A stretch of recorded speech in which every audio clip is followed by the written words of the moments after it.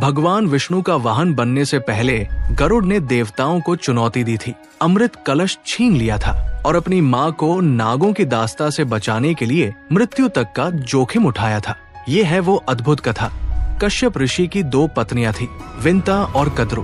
विंता ने गरुड़ को जन्म दिया और कद्रु के गर्भ से असंख्य नाग उत्पन्न हुए। दोनों बहनों के बीच प्रेम कम और प्रतिस्पर्धा अधिक थी। एक दिन आकाश में दिव्य घोड़ा उच्चैःश्रवा प्रकट हुआ।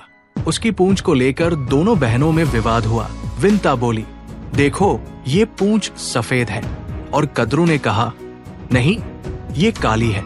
शर्त लगी, जो हारेगी वो दूसरी की दासी बनेगी। कद्रु ने छल किया, अपने नाग पुत्रों को आदेश दिया कि वे घोड़े की पूंछ पर लिपट जाएं और उसे काला कर दें।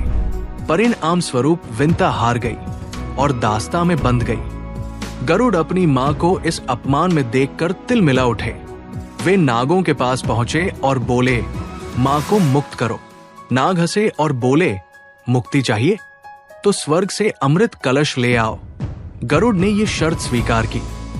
उन्होंने अपने विशाल पंख फैलाए और आकाश की ओर उड़ चले।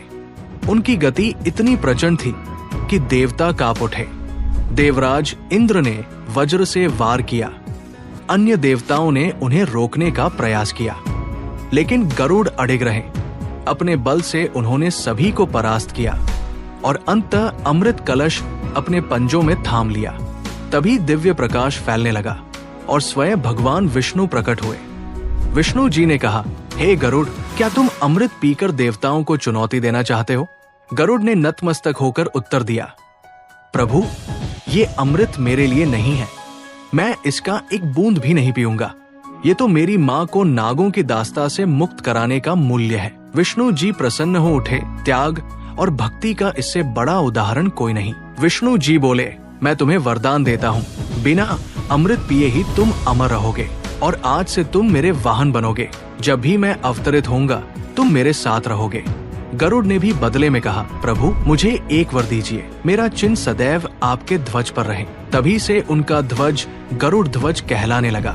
गरुड़ ने अमृत नागों के सामने रखा, लेकिन उसी क्षण इंद्र का वज्र गिरा, वर्षा हुई और अमृत वापस स्वर्ग लौट गया। नाग अमृत से वंचित रह गए, मगर विंता सदैव के लिए मुक्त हो गई। इस तरह माँ की मुक्ति के लिए लड़े गरुड़ स्वयं भगवान विष्णु के सबसे प्रिय और शाश्वत वाहन बन गए।